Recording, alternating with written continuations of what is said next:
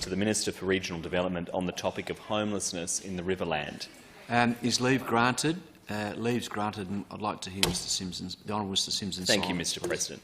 Yesterday, the Honourable Minister for Climate, Environment and Water, Susan Close, provided a ministerial statement on the forecast high flows and rainfall expected in the River Murray over the next few months. In her statement, the minister highlighted that it is the highest seen since 1974, nearly 50 years ago, and it's likely to affect South Australian communities living in the Riverland. Earlier this month, the Local Government Association of South Australia called on the state government to address regional housing issues, including given so many people are struggling to find homes. According to homelessness advocate Shane Maddox, the chief executive of AC Care, regional towns are on the precipice of an unprecedented homelessness crisis. End quote.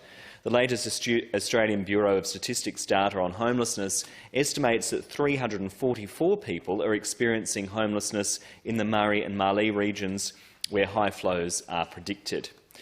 With high flows and wet weather expected while so many people are sleeping rough and in tents, my question to the Minister is, how many people are currently sleeping rough in areas where high flows and wet weather are predicted? And what is the government doing to protect those experiencing homelessness in the regions that could be affected?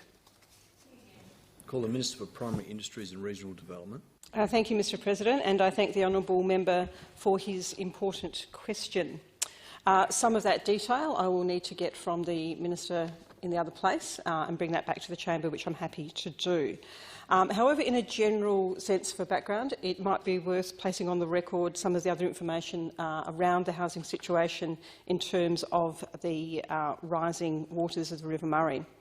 So I'm told that the South Australian Housing Authority has advised that there are not any public housing properties in the Riverland immediately at risk from flooding, but of course the agency continues to monitor that situation in consultation with the various other agencies that are looking at the issues around flooding.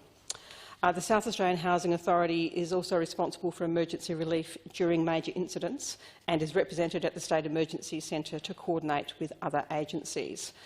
It's one of the agencies that has been represented on the support team, the emergency support team that I referred to in one of my earlier answers, of which PIRSA is also a member. And that support team has been meeting for the last 6 weeks and will continue to do so as required. As part of the emergency relief responsibilities, the South Australian Housing Authority has identified locations for emergency relief centres if they are required in coming weeks and months. Of course, we hope that they are not, but if they are, they have already identified locations. And they've identified hotels and motels in affected areas, and they have contact details in the event of activating large-scale emergency accommodation. They've also contacted organisations like Lions and Rotary that may be asked to assist in emergency relief work.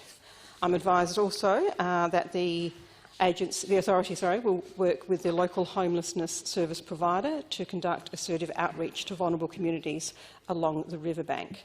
So that's some of the actions that are currently underway, and I will take the remaining questions and refer them to the appropriate minister in the other place. Supplementary question, then, Mr Sims.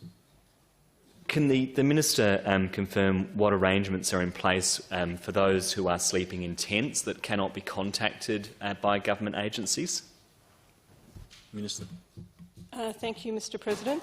I would expect that the assertive outreach to which I referred is probably incorporating that into their work. We know that there are vulnerable communities, but also others who may not have ready contact, and so that sort of assertive outreach is part of that. And again, if there's additional information that I can provide once I've referred it to the Ministry in another place, I will do so.